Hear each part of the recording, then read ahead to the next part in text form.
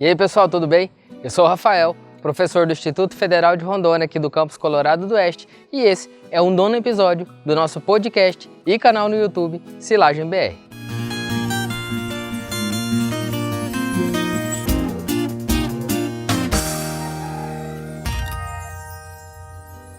No episódio anterior, o 8º, nós falamos sobre o tema lavouras e cultivos agrícolas de capins tropicais, cana-de-açúcar e capim-elefante para ensilagem. Neste episódio, o 9º, nós também vamos falar de um assunto semelhante. Nós vamos falar das lavouras e dos cultivos agrícolas para milho e sorgo para ensilagem. Nós vamos abordar alguns pontos importantes no pré-colheita ou todos os aspectos relacionados à condução dos cultivos agrícolas antes da colheita desses materiais para ensilagem. E o nosso convidado é o engenheiro agrônomo Dimas Antônio Del Bosco Cardoso. O Dimas é engenheiro agrônomo pela Escola Superior de Agricultura de Machado, em Minas Gerais. E ele também é mestre em fitotecnia pela Universidade Federal de Lavras. Ele passou por várias empresas importantes no cenário agrícola e voltado para a produção de silagem no nosso país. Ele já foi responsável por desenvolvimento de produtos, de mercado, assessoria de campo em empresas como a Monsanto, a Pioneer. Ele foi gerente de produtos de silagem da América do Sul da empresa KWS e atualmente ele é agrônomo de campo da empresa Corteva AgriScience. O Dimas é especialista na área de produção de silagens, atua no mercado há mais de 30 anos e a grande parte desse período ele vem atuando e trabalhando em sistemas voltados à produção de silagem. Nesse episódio, nós vamos falar de pontos importantes relacionados às lavouras, ao cultivo agrícola de milho e sorgo para ensilagem. Nós vamos falar desde a escolha dos híbridos, vamos falar da implantação dos cultivos agrícolas a campo e vamos falar também da importância dos tratos culturais. Todos esses aspectos relacionados a garantir ou tentar maximizar o potencial de produção das lavouras. Isso tem total relação com a qualidade das silagens que serão produzidas e também tem relação direta com o custo de produção das silagens. Nós precisamos pensar que as lavouras, a parte agronômica de cultivo dessas culturas, responde ou corresponde ao potencial de produção.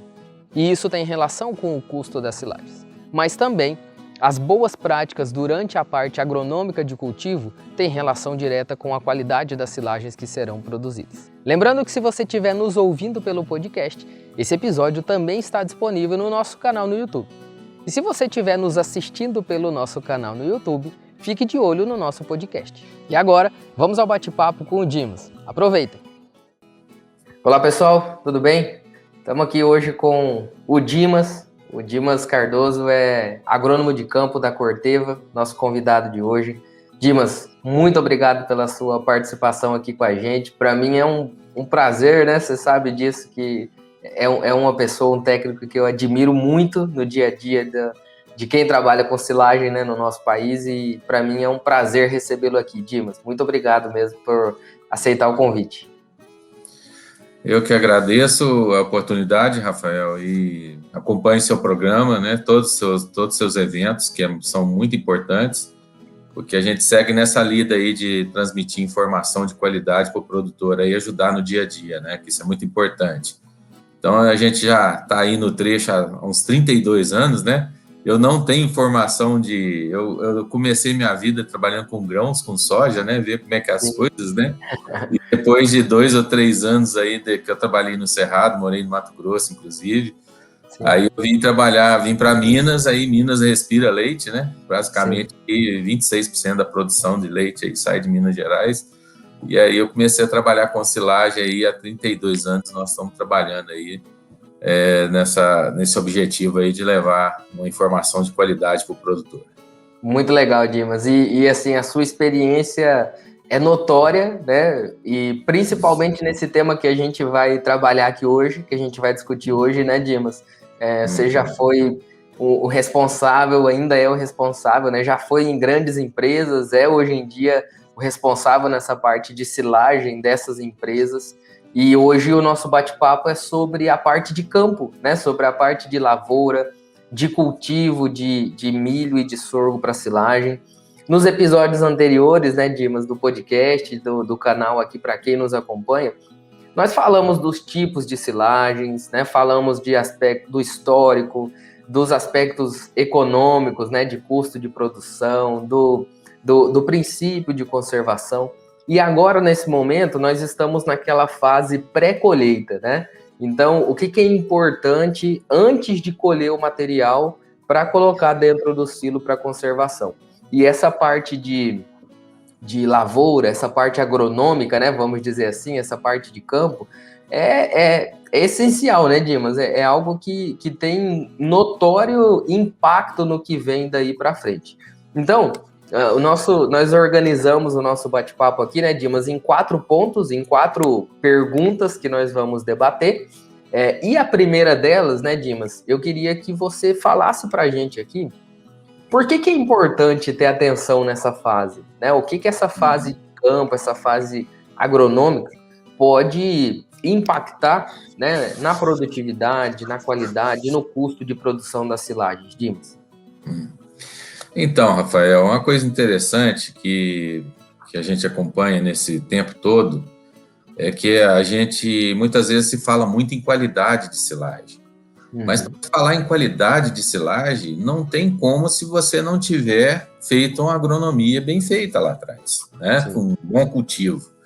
Porque a gente lida com fazendas, por exemplo, que às vezes são profissionais, fazem o processo muito bem de ensilagem, né? Mas que conduz a lavoura de uma forma errônea, né? Então não adianta, o que ele vai fazer é guardar uma silagem mal feita, guardar bem uma silagem mal feita. Essa que é o fato.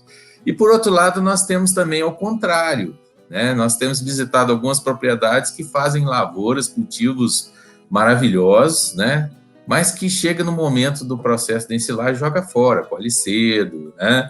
Ou não faz um bom planejamento. Então, a nossa função realmente é de ajudar o produtor, principalmente nessa parte, que ele faça uma boa agronomia, né? Um bom cultivo, né? Que isso aí impacta demais, né? Porque eu costumo dizer o seguinte, que quando você faz uma lavoura bem feita, quando você tem produtividade, quem paga o custo da silagem é a produtividade. Sim. A qualidade da silagem que vai pagar o custo da dieta.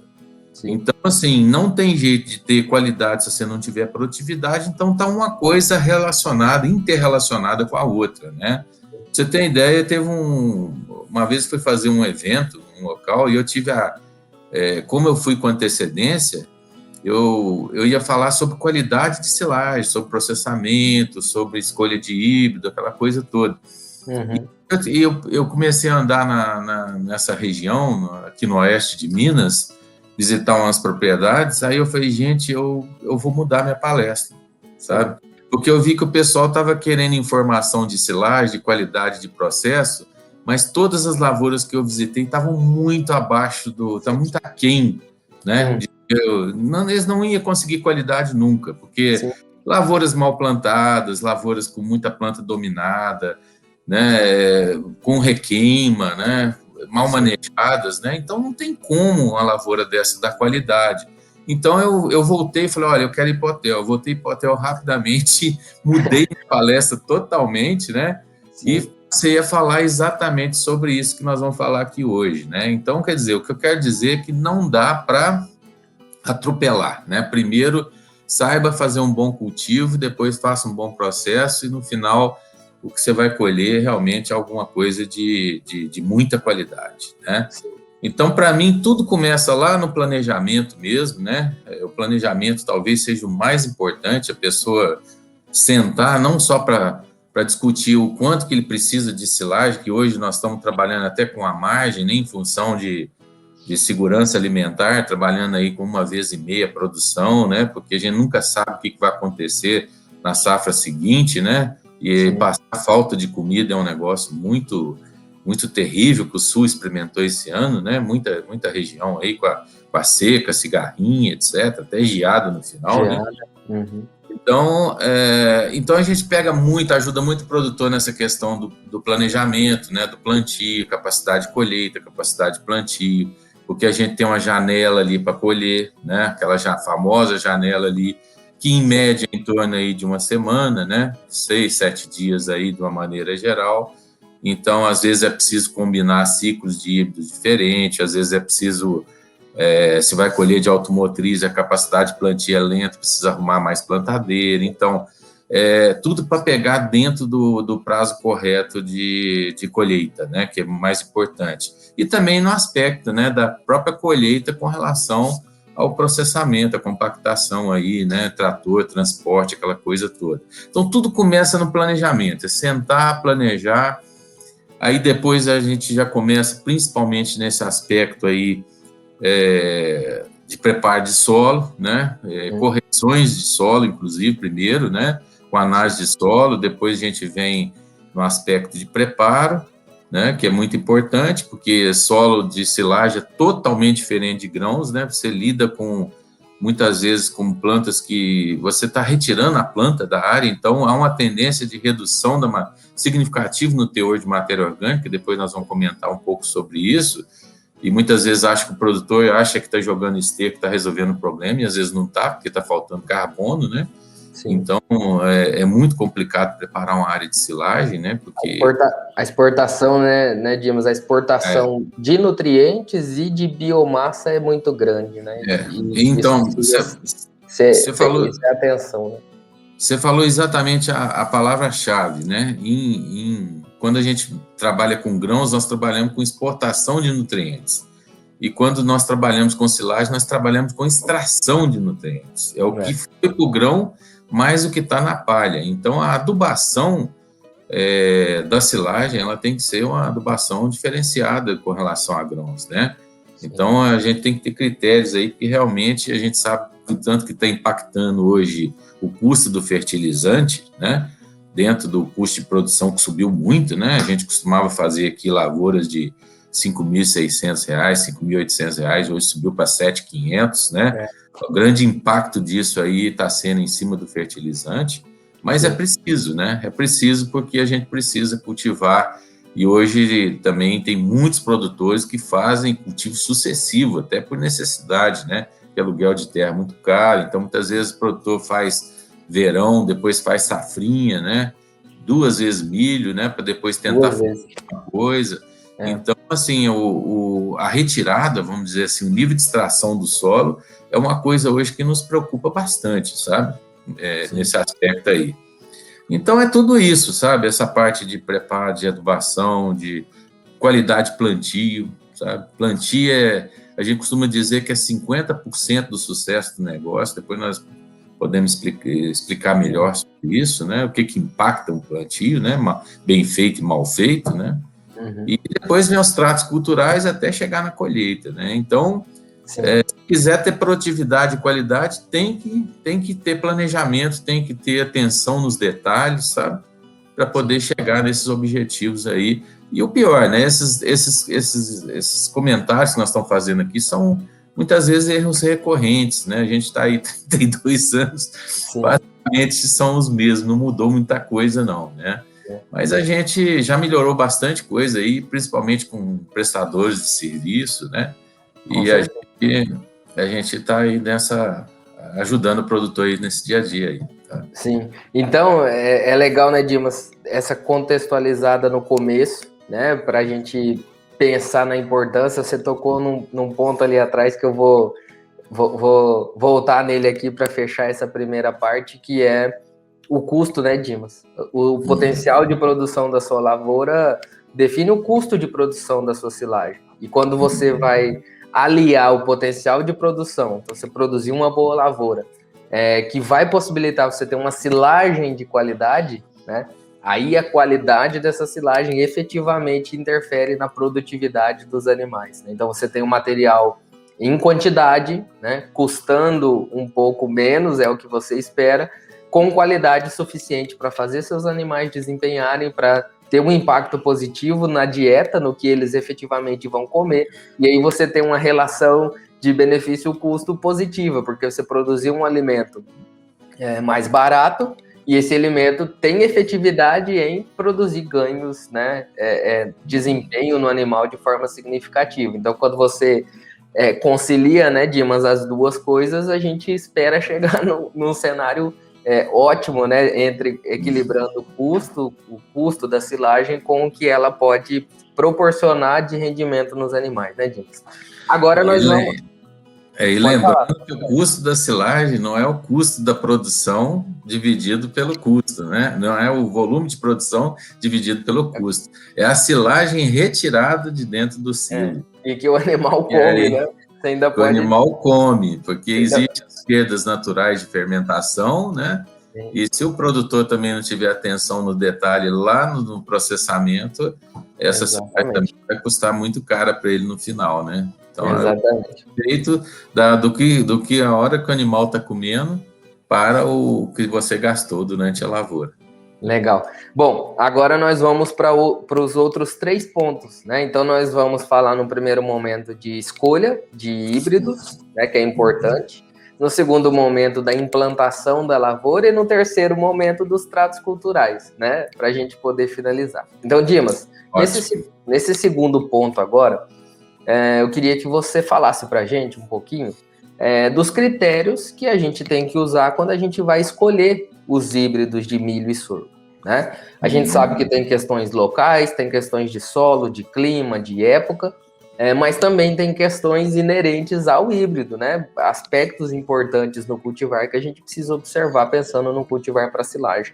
Então, seria muito legal se você pudesse falar um pouquinho para a gente sobre isso, né? Critérios que a gente utiliza no dia a dia para definir os híbridos que nós utilizaremos. Então, Rafael, eu tenho um prazer de falar disso, porque esse aí é a essência da minha vida profissional, né? Toda empresa que eu passei, né, seja lá na antiga Monsanto, depois como consultor, depois na Pioneer Sementes, depois na KWS, agora eu retornei para a Corteva, né, que a Pioneer e a Brevante fazem parte da Corteva, né? Então, todo esse tempo que eu trabalhei selecionando produtos para silagem. Agora, o mais interessante é isso. Antigamente, as empresas trabalhavam assim, né? Todo milho bom de grão é bom de silo, né? Então, para as empresas era uma facilidade enorme fazer isso. Porque aí a pesquisa é normal, né? A gente está pesquisando milho para produção de grãos e aí, quanto mais Aproveita, né? aproveita para silagem e tal. Mas aí surgiu, né? A gente escuta muito o meio, né? Eu sou apaixonado, eu sou um agrônomo apaixonado com zootecnia, né? Então, o que a gente faz é escutar as tendências, escutar o que os nutricionistas estão buscando dentro de um milho para silagem, né? O que esse milho agrega, porque não é só produção. As pessoas do lado fitotécnico, do lado de agronomia, elas pensam só em produção, produtividade, matéria seca, aquelas coisas. E não é só isso, né?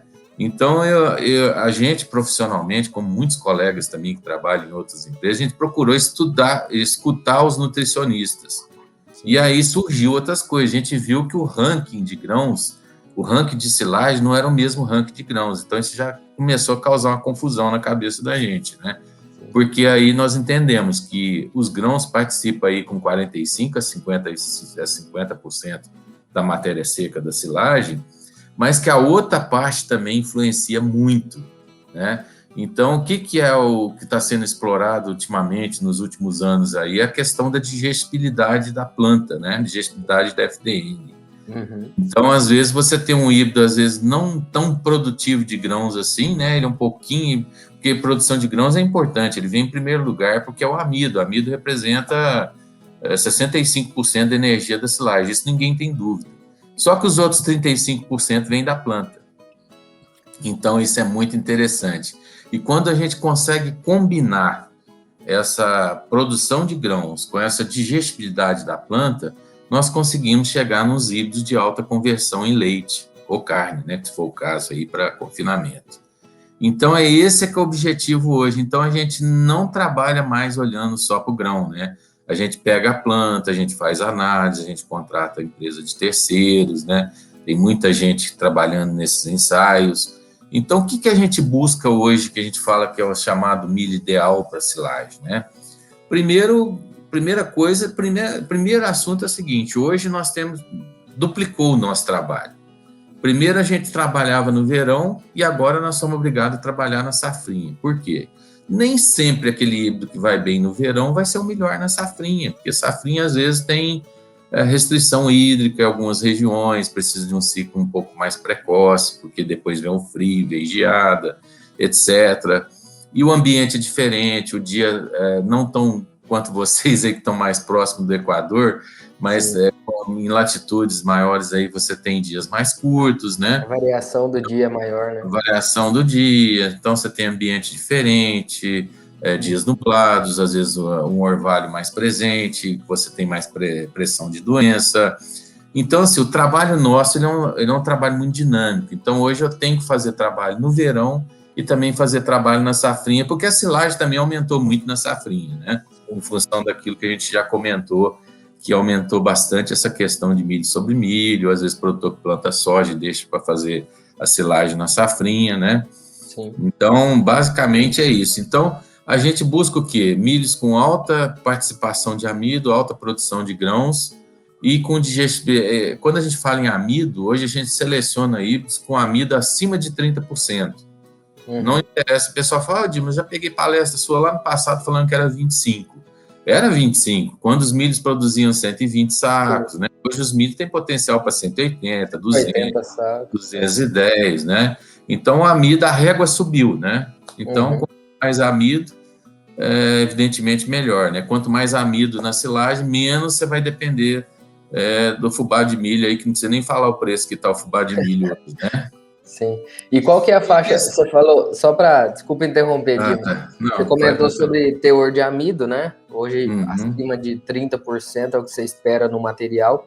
E também existe uma relação que a gente pode buscar informação de participação de grãos na massa seca total da planta. Existe essa informação também?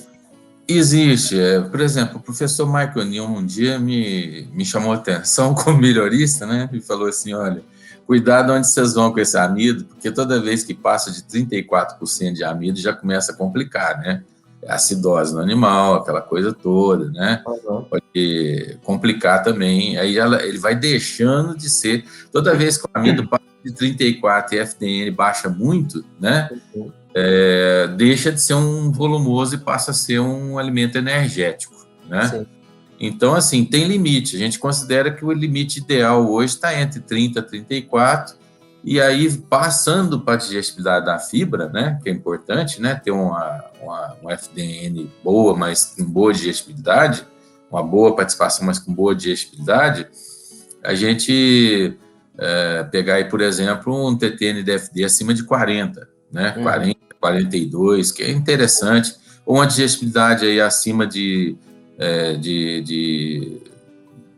36 horas aí, né, basicamente aí acima de 40% também, né, essa faixa 40%, 45%, porque segundo o professor Shaver lá, a cada 1% de ganho em digestibilidade de FDN, você tem 250 gramas de leite por animal ao dia. Então, se você tem um híbrido que produz basicamente a mesma coisa em grão em relação ao outro, mas que esse outro que tenha 4% a mais de digestibilidade de fibra, ele tem capacidade de entregar 1 quilo de leite a mais por vaca dia. Então, olha como é que esses negócios, então, passaram a ser muito importantes.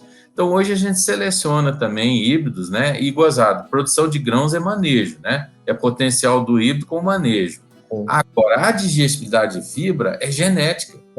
Não tem como mexer no campo. Não tem como mexer. Então, assim, é claro que você pode, através do manejo, modificar isso aí, né? Se a planta seca mais, ela lignifica mais, né? Ela perde janela, tudo em função de manejo. Mas que a tendência daquele híbrido de apresentar digestibilidade alta é genética, porque tem híbrido que nós temos híbrido na linha, por exemplo, que tem alta produção de grãos, mas ele não tem uma frequência de digestibilidade boa de FDN. Então, nós já cortamos ele para silagem, né? Porque é uma planta desequilibrada. Talvez ele vai servir lá para silagem de grão úmido, para snap lady, né? Que explica tudo. Mas quando a gente fala no conjunto, que é a parte de grãos com planta, né? Aí a gente tem que considerar aí esses dois quesitos que, para mim, são os dois quesitos principais de um milho para silagem. Então, estar com a amido acima de 30, né? Até na faixa de 34, 35 aí, e a FDN digestível aí na TTN-DFD, por exemplo, que é um método Combs e Goser lá, né? É mais ou menos acima de 42%, 44%, que seria o ideal. Sim. E também ou digestibilidade de FDN aí acima de 36%, também acima desses valores aí, né, que a gente está buscando.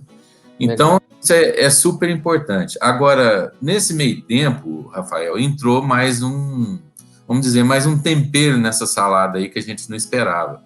E que você deve estar sabendo aí, que é a questão dos enfesamentos da cigarrinha, né? Sim. Resistência, então, tolerância das plantas. Além da gente ter que pesquisar época, região, né? Adaptação na região, adaptação na época, verificar essa questão da bromatologia do híbrido com relação a amido e digestibilidade de planta. Hoje a gente tem que também verificar a tolerância à cigarrinha. Então nós temos híbridos lá excelentes, infelizmente, na pesquisa, né? Que são híbridos que seriam um valor agregado muito grande para a silagem, mas eles não podem ser lançados, né? Não vão poder ser lançados em função dessa susceptibilidade, porque hoje é uma praga que se tornou uma praga nacional, né? E traz um prejuízo enorme para o produtor, né? Uma coisa que a gente não sabia que o produtor do Sul experimentou esse ano foi exatamente isso aí, né?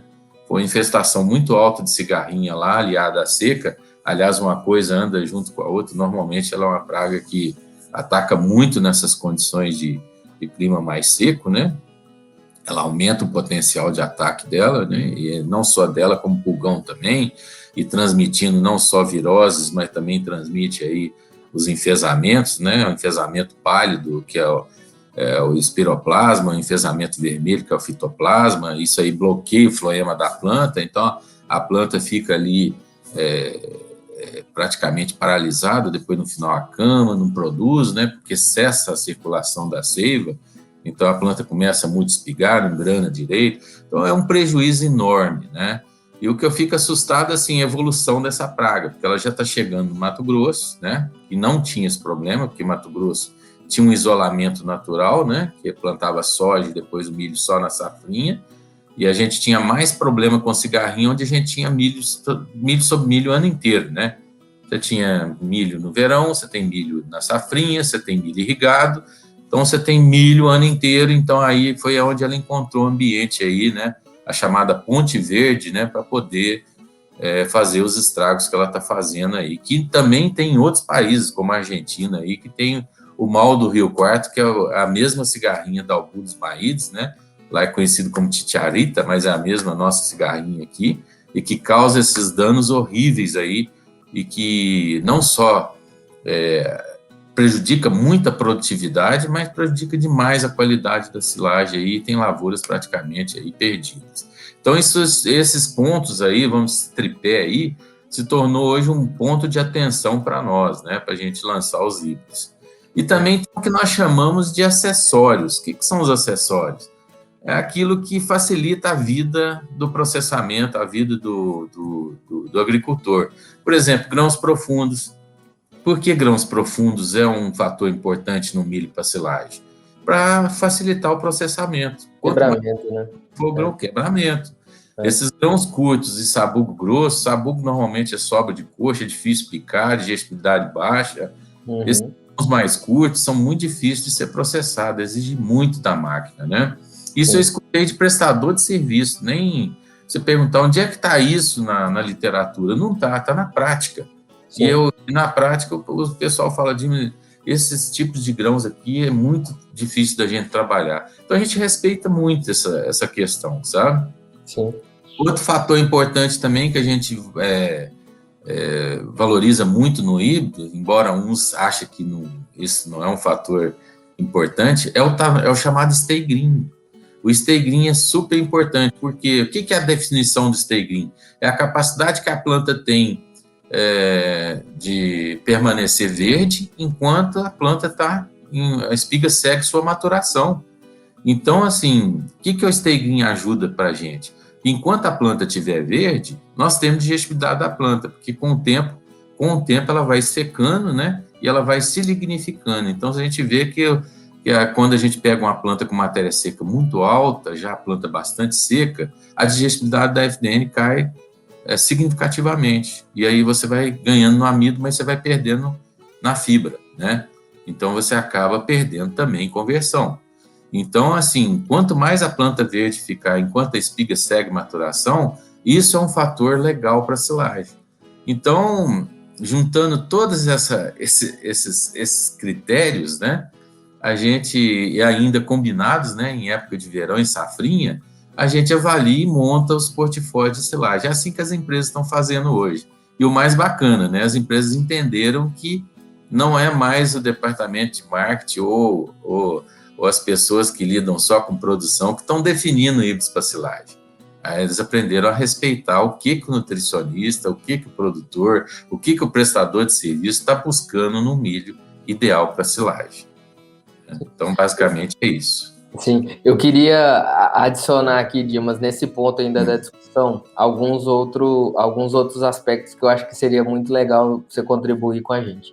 Você comentou em alguns momentos sobre essa janela, né, a janela de colheita, principalmente, mas também tem a janela de plantio, e essa adequação do híbrido, né, às condições de solo, de clima, e tudo mais. Acho que seria legal você fazer um comentário também assim, né? Um produtor que vai plantar na safra, ele talvez tenha a possibilidade de, falando de milho, de não precisar ficar muito apegado ao ciclo. Ele pode ter um híbrido de um ciclo até um pouquinho maior, né?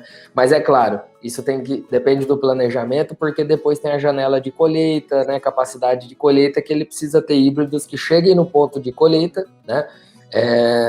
Num momento em que ele consiga colher. Só que também, né? Às vezes você está trabalhando na safrinha e você vai ter que optar por híbridos de ciclo um pouco mais curto, né? Para correr menos risco.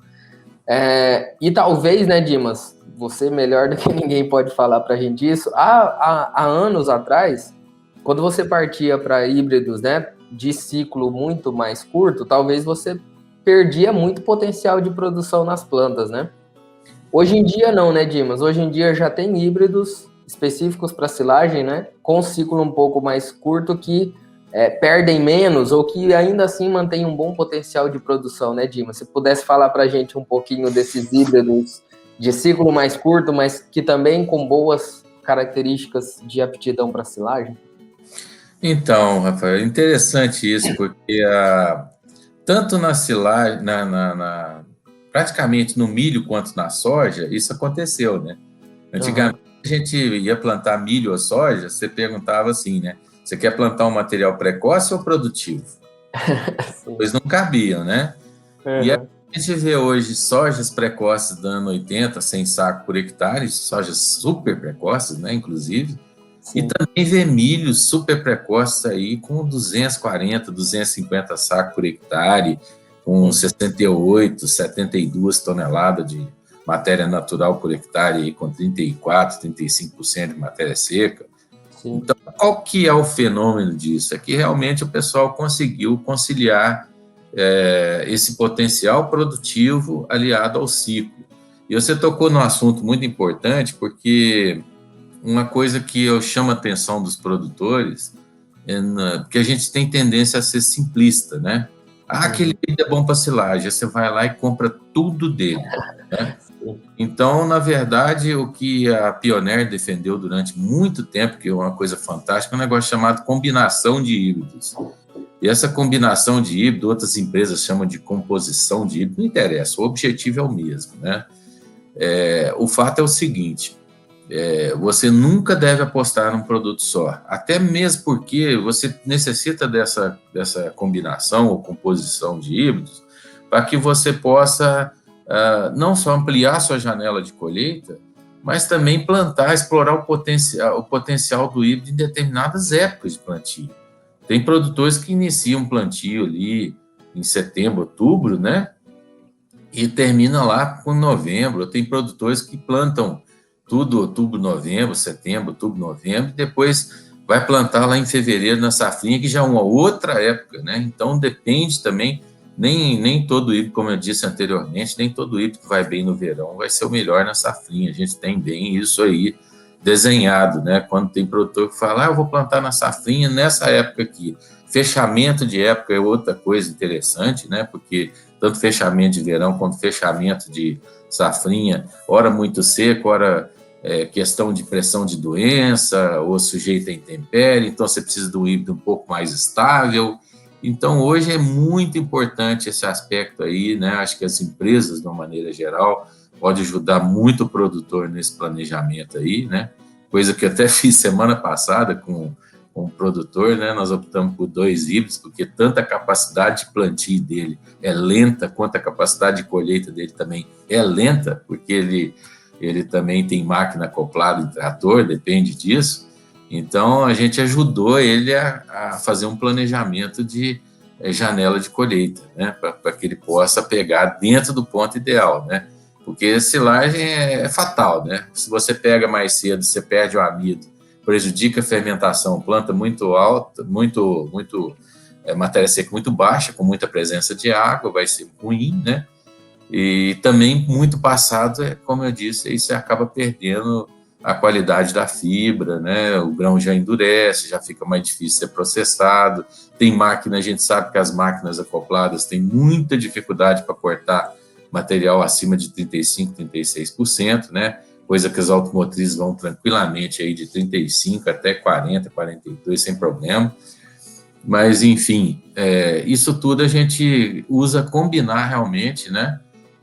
Para o produtor, para que ele... E hoje, igual você falou, por que é interesse na precocidade?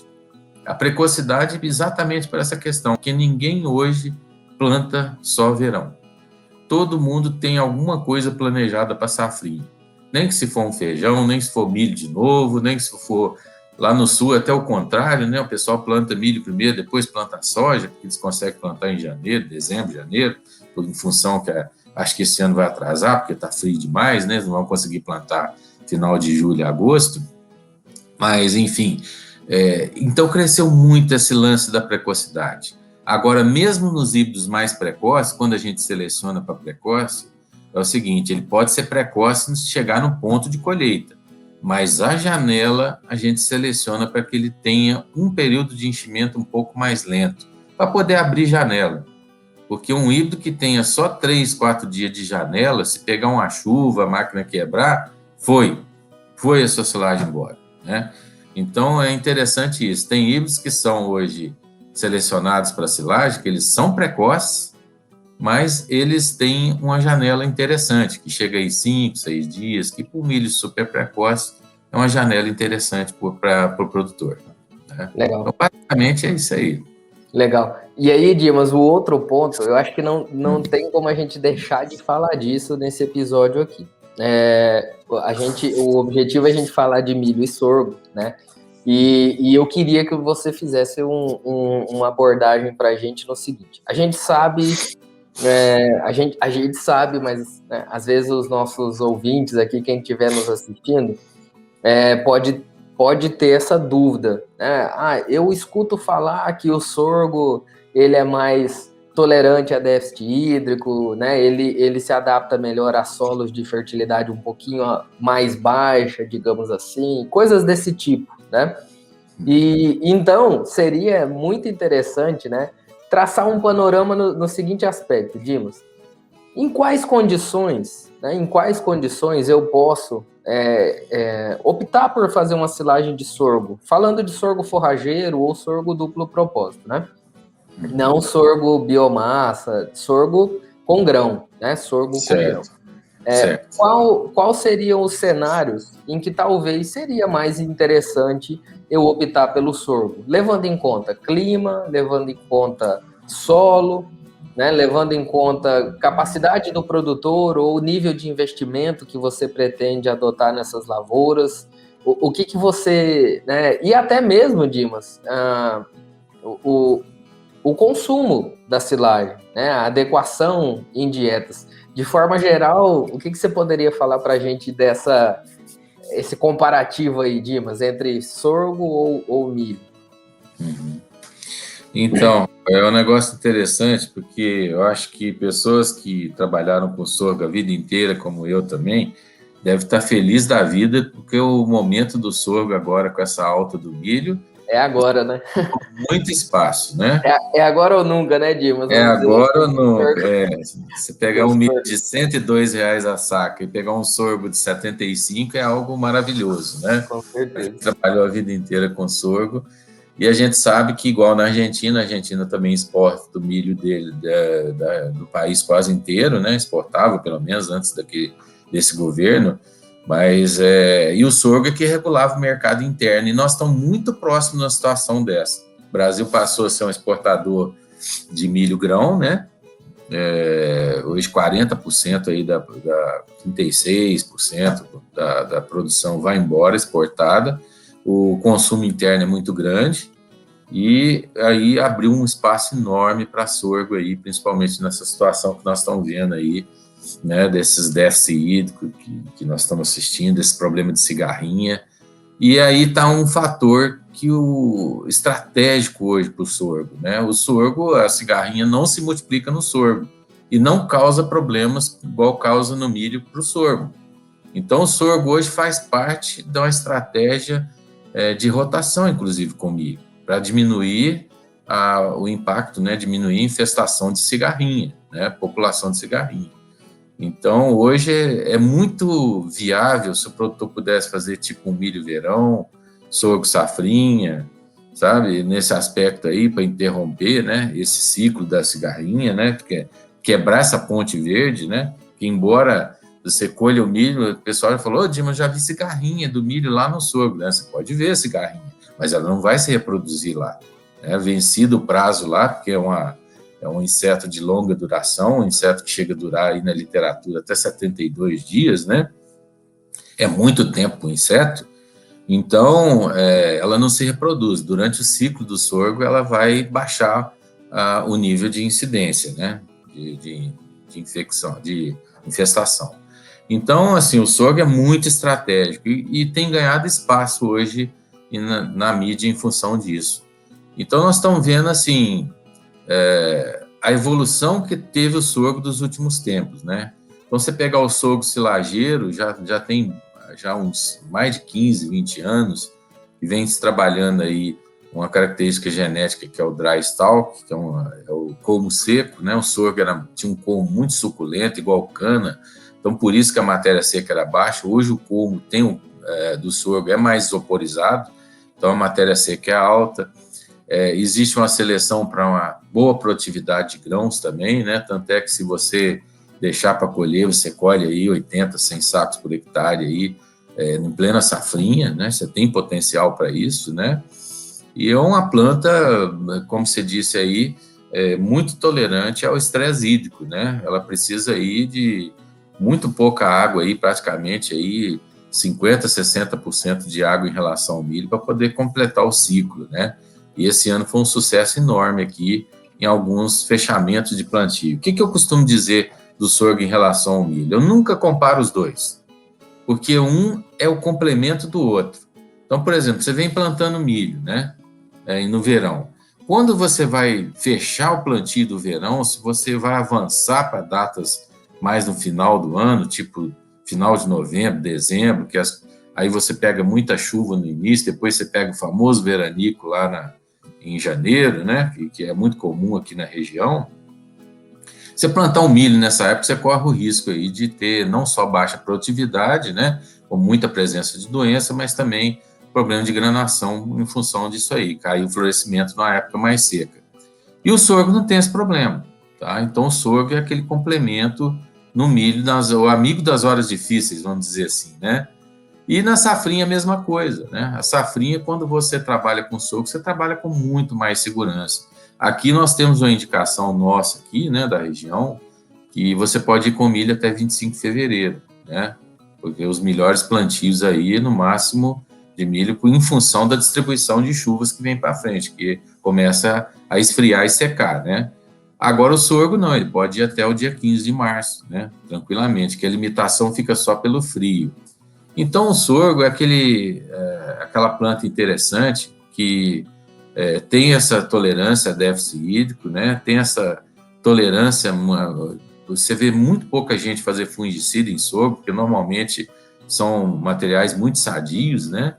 produz um bom volume, né? Não tanto com a qualidade do milho, e nós ainda temos um problema com o sorgo, que é a questão do processamento de grãos, que hoje está sendo sanado, porque tem máquinas, hoje tem crackers especiais, né, com um número de ranhuras no cilindro muito maior e finas, de uma maneira que o grão de sorgo não entra naquelas engrenagens ali do cracker, então ele consegue processar, né, melhor o sorgo. Então, hoje em dia está ganhando espaço, né? O grande problema do sorgo praticamente são dois, né?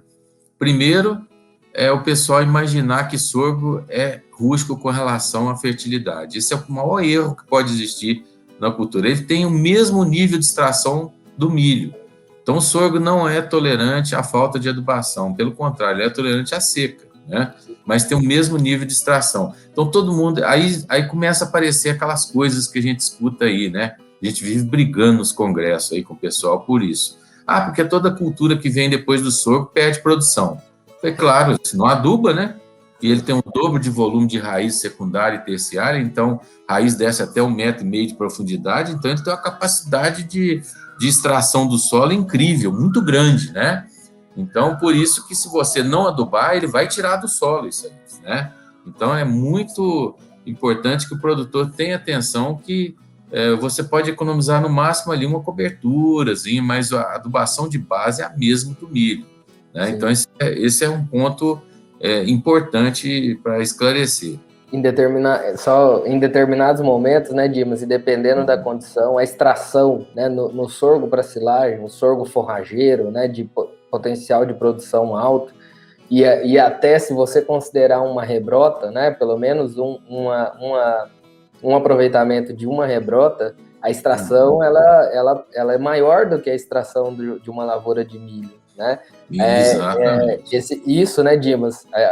Poucos dias agora, 2 semanas atrás, a gente estava conversando aqui com um pessoal que vai fazer, né, sorgo, e com umas recomendações nesse sentido. Não, você pode adubar menos, gastar menos no sorgo.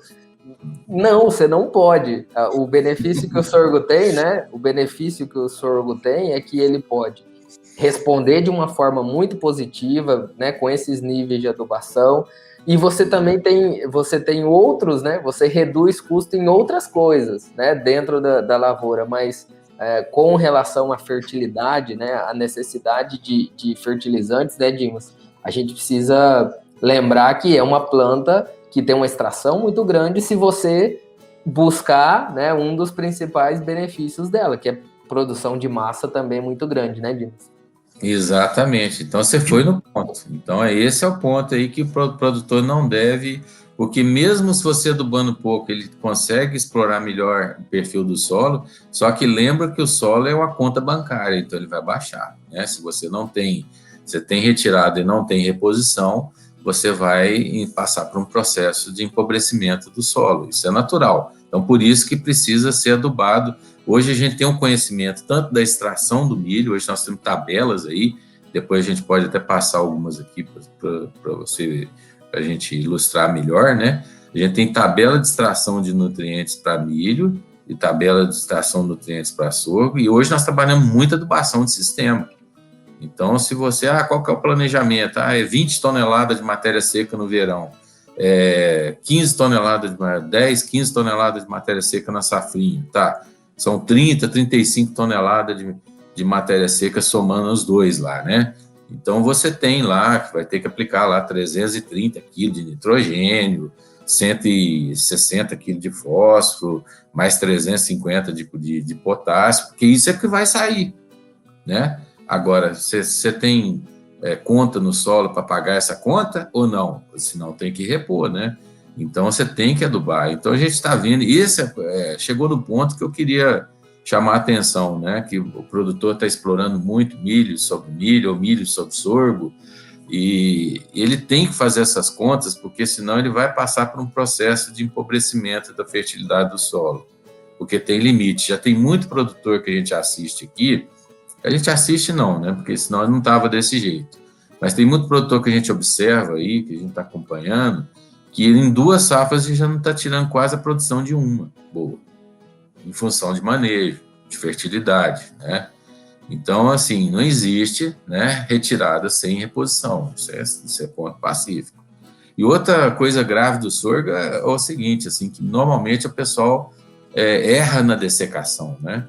Então, o sorgo precisa ser dessecado, né, com antecedência para depois efetuar o plantio. Então, tem muita gente que desseca o sorgo e depois faz um plantio aí, ou em cima, ou rapidamente, ou no máximo no prazo de uma semana, né, que precisa aí de pelo menos aí de 15 a 20 dias para secar aquela palha, para não ter concorrência, porque o sorgo, ele tem uma substância que ele produz na raiz, chamada sorgoleone, e ela tem um efeito alelopático, né? Por isso que você vê dificilmente, quando o sorgo estabelece, nada concorre com ele, porque ele consegue exudar essa substância e consegue paralisar. Então, se você faz uma dessecação e planta imediatamente depois, você vê uma cultura com aspecto amarelado e tal, em função disso. Então, é preciso respeitar esses limites da dessecação do sorgo, porque ele permite um plantio direto nas áreas de silagem excelente, em função dessa rebrota, em função desse volume de raiz, né? Ele realmente melhora muito a estrutura do solo, né? Porque cria muitos poros ali, muitos canais ali, né? Que inibem compactação, aumentem a capacidade de infiltração de água. Então, existe todo esse benefício que o sorgo dá para a área, mas não, a gente tem que respeitar essa questão do limite da dessecação, né? Aguardar um certo tempo para depois fazer o plantio. Então, tendo atenção, o sorgo é ótimo, perfeito, é um par perfeito, está crescendo muito, inclusive, a questão de sorgo para grão úmido. Agora, snaplage de sorgo também, nem sei como é que eu vou chamar isso. Eu estou chamando de snaplage de sorgo porque no milho é silagem da espiga, né? E o sorgo é a silagem com a panícula e grão. Então, está crescendo essa modalidade também, né? Então, é fantástico porque está aumentando muito o consumo de sorgo, baixando muito o custo das dietas. Tem produtor, por exemplo, que está fazendo os dois, milho e sorgo. Ele pega o sorgo ali, já sabe que o valor nutricional é um pouquinho inferior, né? Ele tem menos NDT, ele vai ter os 3% a menos de NDT, embora tenha um pouco mais de proteína. Ele vai direcionar essa silagem para animais solteiros, animais que estão em menor nível de produtividade, portanto, com menor demanda, né? Exigência, menor demanda nutricional. Ele vai pegar aquela silagem boa dele e direcionar do milho, né? E vai direcionar para os animais elite, para o lote mais produtivo dele, né? Para as vacas de alta lactação, de pico de lactação. Então, assim, não só o sorgo, mas também o milho safrinha, né? Porque às vezes o milho safrinha fica inferior. Então, hoje o pessoal está manejando isso, eu estou achando isso fantástico. Só que a gente tem que chamar atenção. São duas culturas, são duas extrações. Cuida bastante do solo, da fertilidade, da estrutura do solo, porque a gente está vendo produtividades caírem, né, em função disso aí. E a gente sabe que não cai. Se a gente repor e fazer tudo conforme tecnicamente correto, a gente, pelo contrário, a gente consegue manter um alto fluxo de produção por unidade diária. Legal. Dimas, vamos para o terceiro ponto aqui da nossa discussão, que são aspectos importantes no momento de implantação, né? Então, escolhido o híbrido, definido o planejamento, agora efetivamente vamos semear essas culturas no campo, né? O que você aponta para a gente como pontos de importância, né? Correção de solo, espaçamento, né? Como é que varia isso, densidade populacional, o que isso tem, quais pontos são importantes e o que isso tem de reflexo no sistema, Dimas? Então, a questão da correção, né? Tudo é diferente para... Então, por exemplo, nós trabalhamos com saturação de cálcio, por exemplo, né? A gente não está trabalhando muito mais a fórmula da saturação de base para recomendação de calcário. Então, a gente está trabalhando muito em cima de saturação de cálcio e magnésio, né? Então, para nós, o cálcio tem que estar a 60%, né? Da saturação da CTC. O magnésio tem que estar na casa de 15% da CTC, né? De 13% a 15%. E o potássio de 4% a 5% da CTC, porque a retirada desses três elementos em silagem é algo, assim, assustador, né? Assustador. Basta dizer que se você tirar uma lavoura de 10 toneladas de grão, que é 170 sacos, você vai extrair 80, 90 quilos de K2O, de potássio. Você pegar essa lavoura e cortar ela para silagem, isso vai pular para 200 quilos praticamente aí de cloreto de potássio, né? de K2O. Então assim, é muito assustador, né?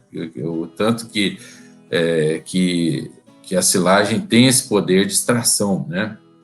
Então, a gente tem que ter atenção com relação a isso. E manter o equilíbrio entre esses nutrientes, né? Porque 80% do potássio vai embora quando você faz a silagem, né? Sendo que se você colher esse grão, só 20% do potássio iria embora e 80% voltaria na palha. Por isso que o casamento milho com soja é um casamento perfeito, porque soja é exigente em potássio, então o milho deixa o potássio para a soja e a soja deixa o nitrogênio para o milho.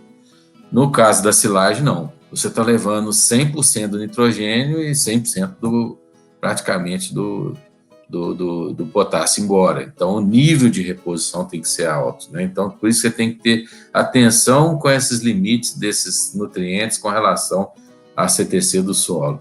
Então, por isso que nós trabalhamos assim. E o equilíbrio significa manter uma relação de 9 para 3 para 1, quer dizer, 9 partes de cálcio, né, para 3 de magnésio, para 1 de potássio. Porque não adianta, se tiver em desequilíbrio, algum desses cátions vai concorrer aí, né? Eu já cheguei em situações, por exemplo, de produtores que estavam com deficiência de magnésio na folha, né, que sempre aparece na folha do meio, né, nos primeiros 30 dias, que é o pico de absorção de magnésio, foi estar com deficiência de magnésio. Aí eu esperei, quando chegou na fase de floração, fui lá, catei as folhas, né, fiz a amostragem para mandar analisar e realmente deu deficiência de magnésio na folha. E na amostra do solo, o magnésio estava bom. Mas o que é isso? O cálcio estava muito alto e o potássio muito alto. Então, o fato desses dois elementos estarem muito altos, estava em desequilíbrio na CTC e inibiu a absorção de magnésio. Nós tivemos que fazer aplicação de sulfato de magnésio lá para poder, na próxima safra, né, nós tivemos que tomar cuidado com isso. Por isso que eu falo que calcário para silagem é sempre o dolomítico que tem maior percentual de magnésio. Porque cálcio você tem N fontes para você aplicar no solo. Potássio você também tem cloreto de potássio muito fácil para você aplicar no solo. Quais são as fontes de magnésio? São as mais caras e as mais difíceis. Sulfato de magnésio é muito caro. Ah, não, tem óxido de magnésio. Tá, óxido de magnésio depende da acidez. Se você não tiver acidez, você não tem ataque em cima para poder liberar esse magnésio. Então ele fica ali, né? Numa forma insolúvel. Então, com baixa solubilidade, com baixo aproveitamento, vamos dizer, melhor assim, né? Então, enfim, calcário para silagem, não importa, tem que ser o melhor, o calcário que tenha a maior relação, no caso aqui para nós, o dolomítico tipo C, né? É o que tem aí em torno de 15% a 18% de óxido de magnésio, porque esse é um elemento interessante, que quando você colhe uma lavoura de grãos, você tira mais cálcio do que magnésio. Quando você colhe uma lavoura para silagem, sai mais magnésio do que cálcio. Uhum. Isso cria um banco negativo no futuro, nessas áreas de silagem, principalmente com esse cultivo intenso aí. Então, é um elemento que a gente tem que ter muita atenção com ele. A exportação de folha, né? A exportação de material verde é bem maior, né? A gente fala o seguinte, silagens exporta 80% a mais de potássio do que uma lavoura de grãos e 50% a mais de cálcio e magnésio. Então, por isso, esses três elementos são muito importantes. Outro elemento também que a gente tem que ter muita atenção com ele, né, é o nitrogênio, né, porque o nitrogênio é ele que vai, praticamente é o vetor da produtividade no milho, né, responde a 1 kg de nitrogênio por saco, né, ou 20 kg por tonelada de grãos, né. A silagem não é diferente, né, é 10 kg de nitrogênio por cada tonelada de matéria seca. Você vai colher 20 toneladas de matéria seca, você precisa de 200 kg de N. Né? Isso aí dá quase 400 de ureia, né? Então, é muito importante esse aspecto aí para poder manter esses níveis altos de produtividade. Então, a gente admira alguns produtores que já estão com cultivo intensivo na área, mas mantém produtividade alta. Mas por quê? Porque eles se preocupam com essa questão da adubação, da reposição desses nutrientes aí. Então, esses são fatores assim, muito importantes que a gente tem que considerar, né? Porque existe hoje, a gente sabe o que a planta vai tirar de acordo com o que ela produziu. E aí, de acordo com o seu planejamento de produção, também você tem que adubar. Se por acaso você não tirou aquela produtividade, você sabe que você pode contar com aquele residual de adubo ali, né? De menos do nitrogênio, por causa da mobilidade, né? Nitrogênio e enxofre, mas os outros elementos você pode contar com ele ali, que é interessante. Chama adubação de sistema, né? Muito bem-vinda hoje em função do aumento aí dos fertilizantes, tá? Então, basicamente, essas são atenções. Com relação ao plantio, Rafael, isso aí é outro caso sério, viu? Porque a gente briga há vários anos aí, minha vida profissional inteirinha, para tentar segurar o pessoal aí, porque todos têm, vamos dizer, mania de Ayrton Senna, né? Todo mundo gosta de dar uma corridinha com a máquina. E, gente, não adianta. Milho é 5 a 6 km por hora. De preferência 5, tá? Porque, principalmente, plantadeira que tem... Disco, né? Disco e outra coisa, com a altura de queda da semente mais alta, né? O advento do plantio direto deixou, em função do fluxo de palha, as alturas de queda de semente um pouco mais alta. E quando você tem altura de queda muito elevada da semente, né, um tubo condutor maior, você precisa ter velocidade mais baixa, senão a semente vai fazer zigue-zague no tubo e começa a cair diferente. Eu levei, assim, eu levei uma lavagem cerebral quando eu fui nos Estados Unidos, com relação a isso.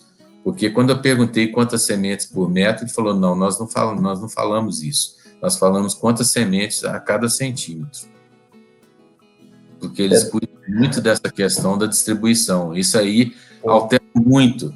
O fato, por exemplo, lá eles têm uma conta que eu quase caí das pernas. Essa conta é o seguinte, a cada 10% de coeficiente de variação, quer dizer, uma semente que deveria, a título de exemplo, ficar 20 centímetros uma da outra, se ela ficar mais do que 22 ou menos que 18, que é 10%, né? Aí você já tem uma alteração de 3,14 sacos por hectare, e transportando isso para a silagem, é alguma coisa em torno de 700 quilos de massa verde, a cada 10%. Então, é muito comum você chegar numa lavoura e ver variações, sabe de quanto? 35%, 40%. Faz 4 vezes 7, 28. Então, tem muita gente jogando 3 toneladas de silagem fora, que ele poderia estar agregando essa produtividade para o sistema em função de um plantio em uma velocidade maior. Ou às vezes, um plantio... porque existe o coeficiente de variação de distância entre as sementes, né, que aqui o tolerado, a gente não é como o americano, né, porque nós não temos o equipamento deles e nem a condição deles, né, mas a gente tenta fixar de 20% a 25% no máximo, né. Então, nós estamos admitindo aí que nós jogamos 1,5 toneladas de silagem fora, né? Para você ter uma ideia. E aí também nós estamos hoje dando atenção com relação ao coeficiente de profundidade, coeficiente de variação em profundidade. Então, se tiver mais do que 20% de variação na profundidade, né? Você pegar uma média de 5 centímetros, então ela não pode nem estar a 4 centímetros e nem a 6. Porque se vier pouca chuva, aí essas que estão mais fundas nascem primeiro, que estão mais rasas nascem depois, e aí isso aí faz virar planta dominada. E quando você tem planta dominada, aí você joga aí 10, 15, 20% da produção fora, porque são plantas, não existe esse negócio. O produtor muitas vezes fala assim, meu milho está desigual, eu fiz uma adubação de cobertura, o milho deu uma igualada. Esquece.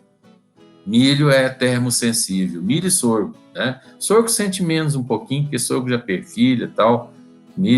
Sorgo e soja não sente tanto, mas milho é muito sensível. Então, milho tem soma térmica. Se ele saiu, se ele germinou, ele tem hora para florescer, ele tem hora para produzir. Então, não tem mistério. Aquela planta nunca vai igualar, né? Eu tenho algumas imagens aqui interessantíssimas para mostrar isso aí. Algumas plantas que foram identificadas, né, com estágios diferentes, variando de V3, de 3 folhas até 5 folhas na lavoura, e no final você vê que aquela de 3 folhas ficou dominada, deu uma espiguinha pequena, né, e virou nada, né? Então isso aí acaba afetando a produtividade e afeta a qualidade também, né? Porque aí é menos amido que você vai ter na silagem. Então, plantio para nós é 50% do sucesso, porque a coisa que enche os olhos da gente quando está no campo é quando você bate o olho numa lavoura e você vê as plantas todas iguais, tudo perfeitinho, assim, ó, tudo no mesmo time, sem planta dominada, né? No máximo ali estourando 3% de planta dominada, mas nem isso. E aí você sabe que dali para frente é só cuidar, porque você vai ter uma produtividade alta, né? Legal. A gente pode mostrar, né, Dimas, as imagens que você tem. Quem estiver nos acompanhando pelo YouTube, né, vai conseguir... Pode compartilhar aqui? Sim, vai conseguir visualizar. E quem estiver nos acompanhando pelo podcast, né, corre depois no YouTube que tem o vídeo disponível. Legal, Dimas, mostra pra gente aí essas informações. Então, nós temos um exemplo prático aqui, ó, considerando a planta de milho verde no momento da colheita por volta de 1 quilo, né? Você tem uma população desejada de 60 mil plantas no espaçamento de 50 centímetros. Então, dá 3 plantas por metro, mais ou menos, né? São 20 mil metros lineares.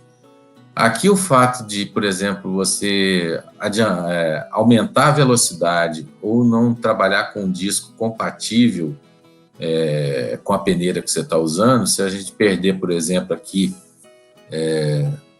em média, a gente perder aqui e ficar com 2,5, em vez de ficar com 3 plantas por metro, perder meia planta por metro, ficar com a média de 2,5 plantas por metro, a gente pegar essas 2,5 plantas, né, no espaçamento de 21 mil, já cai para 50 mil plantas. Então, daquela população desejada de 60, isso aqui é caso verídico, já aconteceu muito isso aqui. Então, às vezes é almejado 60, no final fica 50 mil, são 10 mil plantas a menos, né? Então, são 10 toneladas de massa verde a menos, né? Ou praticamente 3.300 quilos de matéria seca a menos. Isso aí, o que daria? Daria para alimentar, em média, 330 animais em um dia ou 11 animais por mês, isso somente num hectare. Então, olha o tamanho da responsabilidade do plantio nessa questão da silagem, né? E aqui tem aqueles exemplos que eu disse para vocês. Esse aqui é um exemplo que foi feito aqui no sul de São Paulo, né, pelo colega Ronaldo.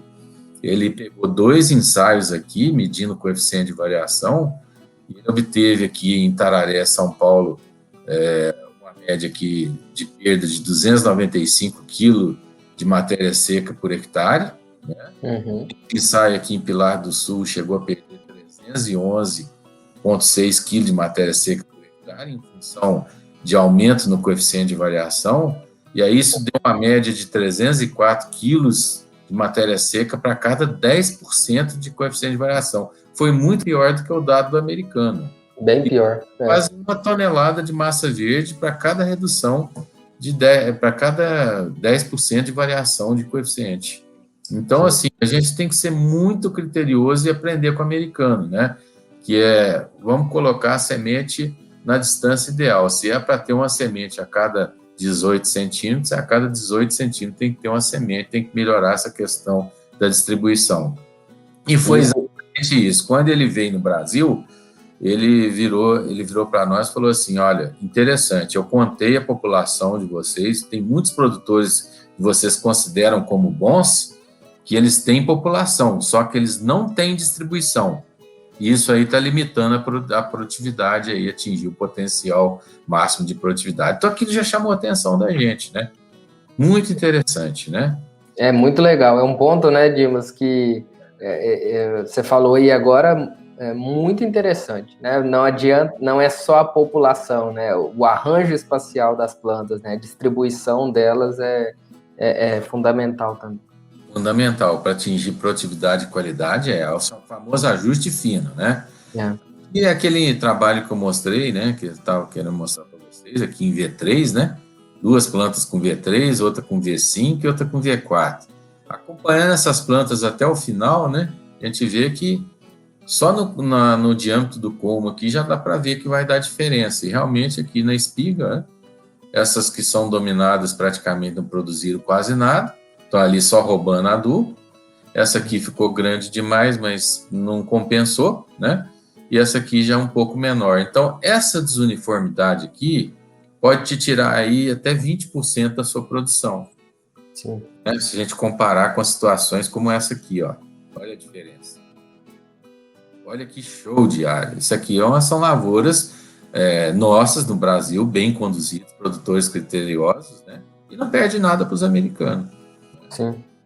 Então, basicamente, é isso que eu queria mostrar para vocês. Fazer uma tradução, né, Dimas? Quem tiver, para quem está nos ouvindo no podcast, o Dimas mostrou algumas imagens aqui de lavouras, né, desuniformes, com distribuição desuniforme das plantas, né? E o impacto disso negativo no tamanho das espigas, né, no tamanho da planta e, consequentemente, na produtividade, né? Então, reforço, quem estiver nos ouvindo no podcast, vai lá no canal do YouTube para poder assistir o vídeo e ver todas essas imagens aqui que o Dimas mostrou.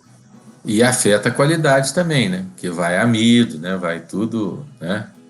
Legal. Dimas, além dessas questões de distribuição, você já falou da parte de adubação, ainda nessa fase de implantação, é importante também definir, né, fazer um ajuste do espaçamento entre linhas, né? É claro que isso depende do maquinário que você tem para semear, que é importante que seja um maquinário bem regulado, né, em dias aí com a manutenção, para ter uma boa distribuição. Mas também existe, né, um ajuste do espaçamento de acordo com a máquina que você tem para colheita, né, Dimas? Como que funciona isso aí? Então, é exatamente uma situação que presenciei, a última, inclusive, foi até cômica, né? Que eu passei na propriedade e o produtor estava ajustando a plantadeira dele para 50 centímetros, né? E falou, não, porque eu vejo falar aí que 50 centímetros é melhor, aumenta a produtividade e é mais fácil, porque a gente pode plantar depois o feijão, a soja, sem precisar mexer na máquina e tal. Eu falei, beleza, sua colhedeira é diária total? Ele falou, não. Eu falei, nossa, cara, você já parou para fazer conta? Ele falou, como assim? Ele falou, ué, porque 1 hectare, 50 centímetros, são 20 mil metros lineares, né? Ele estava com 75, que é 13.300. Uhum. Então, 13.300 para 20 mil já são 6 mil e praticamente 6.700, né? Cada hectare ele vai andar 6 quilômetros, 6,7 quilômetros a mais por cada hectare. E aí virar um rolo compressor, uma compactação incrível. Aí falou, não, mas aí eu vou adaptar, né? A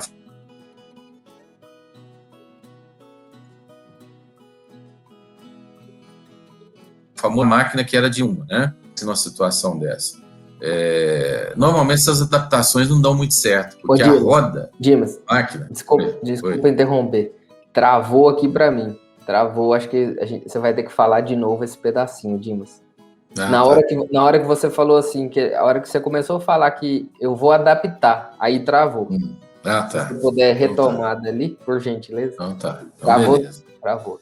Aí, quando eu perguntei para o produtor, ele falou, vou adaptar a máquina de uma linha para 2 linhas. E a gente sabe que essa adaptação muitas vezes não dá certo.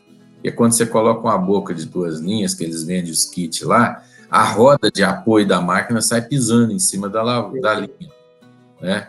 Então, obriga ele a fazer operações diferentes lá para poder colher isso, que é um incômodo danado. Então, a hora que eu mostrei para ele essas contas, o que ele ia gastar de combustível, o dano que ele ia causar na área por aumentar o trânsito de máquina, o tempo que ele ia demorar para encher o silo, para poder ficar ali várias horas, porque ia demorar mais, né? Porque ele ia andar 6,7 quilômetros a mais para cortar a mesma área.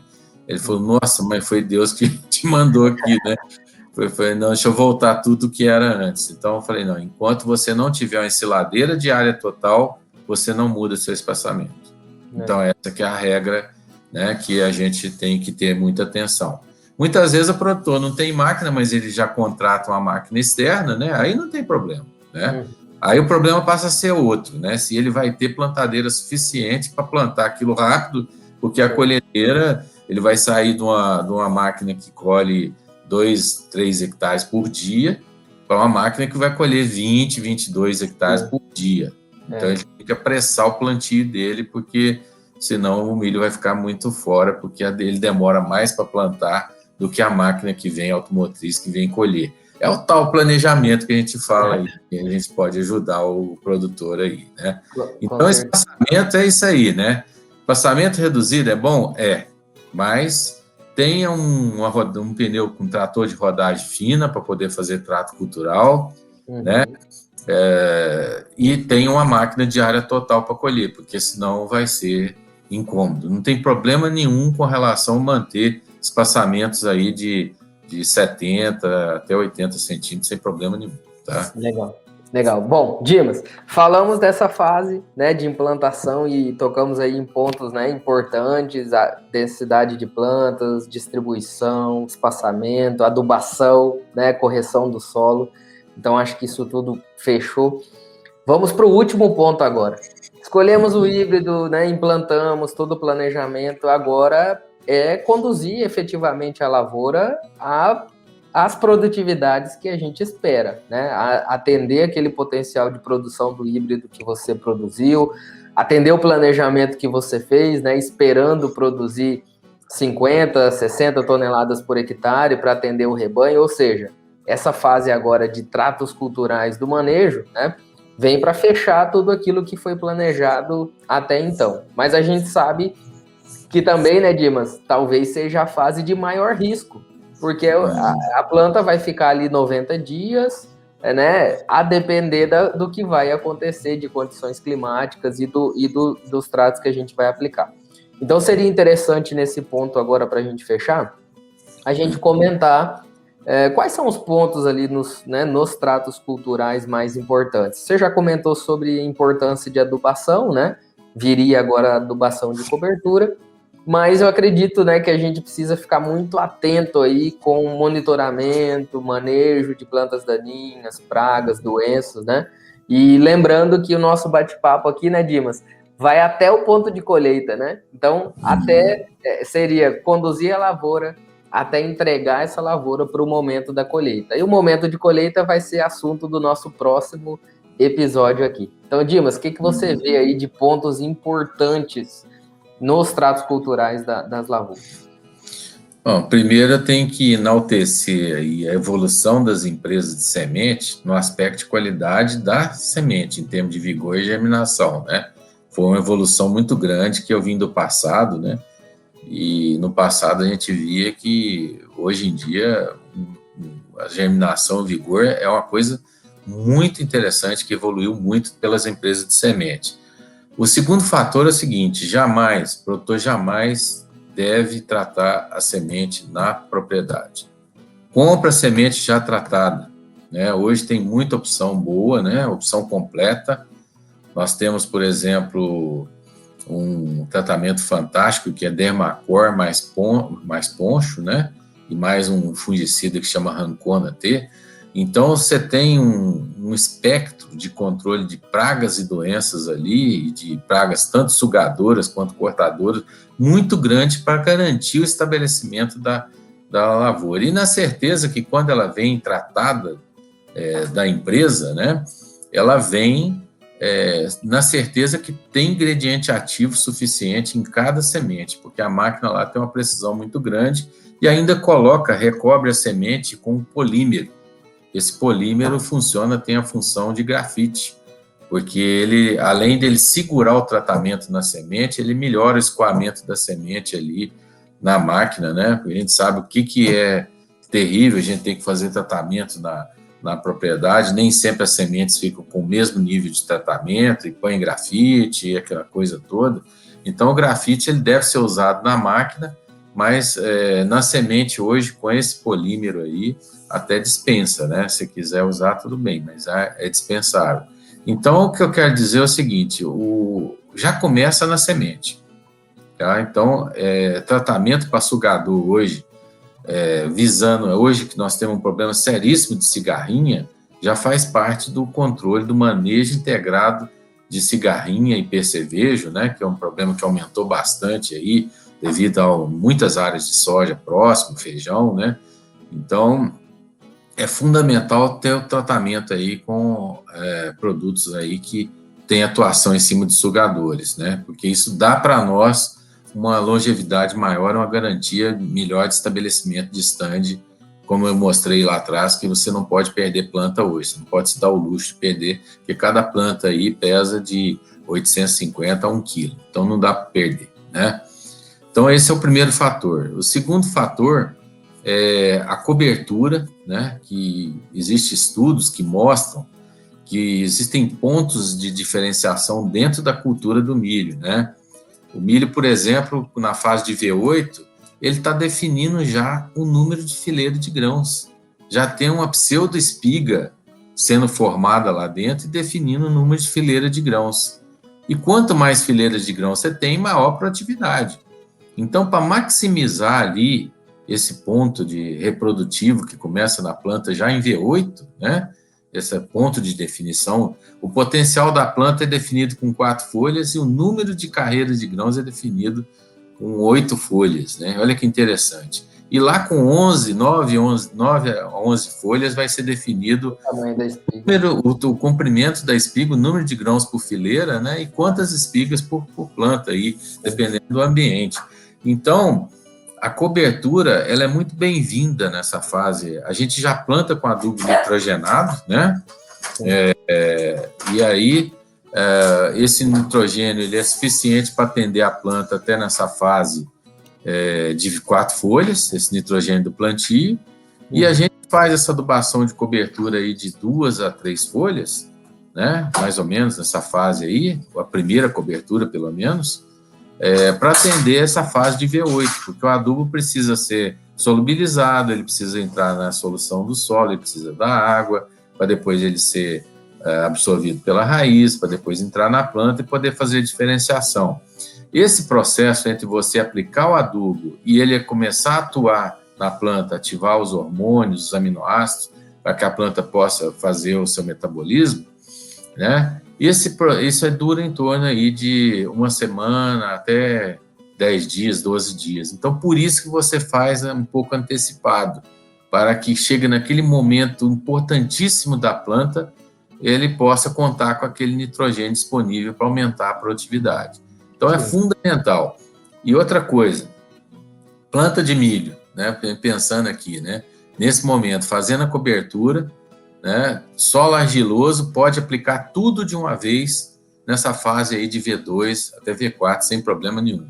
Solos arenosos é interessante o parcelamento, porque são solos que têm mais problemas de lixiviação, porque são mais porosos, né? Então, região que chove muito. Então, aí normalmente é feita uma adubação em V2, V3, depois faz outra para frente aí, em torno de V5 até V7, mais ou menos. Né? E o que você tem visto? Com o trator. Sim, o que você tem visto de doses, Dimas? Os híbridos com maior potencial de produção, em condições ótimas, vamos dizer assim. O que vocês têm visto de dose de nitrogênio nesses materiais? Essa é uma pergunta bacana, Rafael, pelo seguinte, a empresa desenvolveu um protocolo ano passado e ela fez uma aplicação de nitrogênio que começou no 0, foi 150, 200, 250, 300 de quilos de N por hectare. E aí depois a gente mediu a produção e a bromatologia para ver o efeito. E o pico de produção de massa verde, de matéria seca e de bromatologia ocorreu entre 193 a 198 quilos de N por hectare. Ou seja, nós estamos recomendando 200 kg de N. 200 kg de N significa o pico máximo de produção que nós conseguimos aí nos híbridos, né? Esse foi um ensaio feito, protocolo feito fantástico. Então, a gente vê muito produtor usando 150 de N só, 170, 180. Vai faltar, tá? E é movida a nitrogênio. E uma coisa fantástica é isso, porque a literatura fala o seguinte, é uma média de 6 autores, que é 10 kg de nitrogênio por tonelada de matéria seca, ou mesma coisa de 3,3 kg de nitrogênio por tonelada de, né? Então, assim, de massa verde, né? Então, aí, isso aí significa que se você quiser colher 20 toneladas de matéria seca, que é uma excelente produção, né? Já aí na casa dos 180 sacos, 170, 180 sacos, 20 vezes 10 é 200. Sim. Então, assim, dose de nitrogênio em silagem, a gente não funciona antes de 200. Na safrinha você pode diminuir, porque aí o potencial é menor, né? Você trabalhar com 12, 15 12 a 15, né? 12 a 15 toneladas de matéria seca. Então, você vai adubar 150 kg de nitrogênio. Aí, tudo bem, né? Às vezes, não, eu plantei depois da soja, tá? A soja deixa, segundo os estudos aí, 0,7 kg de nitrogênio por saco colhido, né? Então, tem muita gente que conta com a adubação do sistema da soja e pode economizar. O que não pode economizar é na quantidade, porque milho responde em produtividade de acordo com a quantidade de nitrogênio e de potássio, que é muito próximo. A relação dos dois é muito próxima. Potássio, se não me engano, é 10,7. Né? Você pega nitrogênio 10 e o potássio 10,7. Então, eles são muito parecidos. Né? A extração de potássio é maior, né? Pela planta. É maior, exatamente. Maior do que de nitrogênio. Eu fiz já duas revisões de literatura reunindo dados, né, de autores e as extrações, né, as extrações de potássio, nessa ordem, né, potássio é extraído numa quantidade maior, né, nas plantas de milho para silagem do que o nitrogênio, né. E o potássio, por incrível que pareça, ele que regula principalmente não só o sincronismo de florescimento, né, quanto também a questão que está ali na parede celular, né? Então, ele faz muita... assim, a gente vê que quando você tem deficiência de potássio, a planta perde muito peso. Às vezes o produtor fica decepcionado. Nossa, esse milho está com quase 3 metros de altura e não está pesando nada. E você olha na folha e você vê a deficiência de potássio. Regulação. Regulação. Além dessa parte de, né, adubação, você comentou tratamento de semente essencial, né? E para planta daninha, né? O que você tem visto de... A gente sabe que, claro, hoje nós temos híbridos tolerantes a glifosato, tolerantes a glufosinato de amônio, né? Como que você tem visto esse programa de manejo de plantas daninhas, né? Para quem... Óbvio, né? Para quem não trabalha com cobertura, né? Com palhada. Quem trabalha com cobertura já está um pouco mais protegido, né, Dimas? Mas como que tem sido feito o manejo das plantas daninhas nessas áreas de lavouras para silagens? Então, a gente tem tido cuidado principalmente de fabricar essa palhada, né? Porque a gente tem... Acho que faltou lá no início, antes da correção, né? A gente está falando de estrutura de solo, né? Porque como a gente tem... a remoção de palhada e trânsito de máquina violenta, assim, a tendência dos solos de silagem é compactação, né? E aí você tem muita exposição também por não ter palhada, então você tem uma infestação muito grande de plantas daninhas, né? Principalmente aquelas que incomodam muito na colheita, tipo corda de viola, né? Que é a hipomeia, a famosa hipomeia, né? E trapoeraba, essas outras de difícil controle, né? E próprio amargoso e buva, que a gente sabe que hoje é escape de glifosato, né? E até o amaranthus também, que chegou aí por aí. Então, o que a gente usa, assim, a gente tem usado glifosato, né?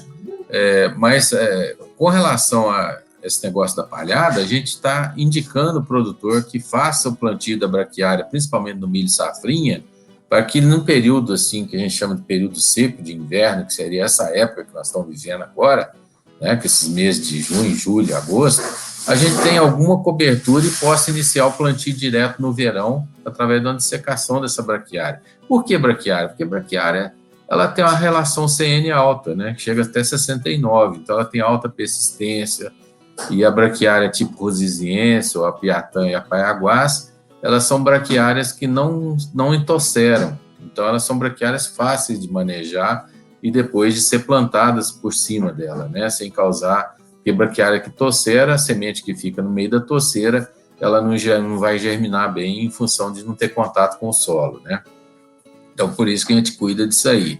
E quando você faz a braquiária junto, aí você tem essa vantagem, né, de depois aí diminui, você tem uma supressão muito grande em cima de planta daninha principalmente aquelas de difícil controle, que o glifosato não controla, como eu citei aqui, né? Que no caso é a buva, né? A coniza e o capim amargoso aí, que é muito comum.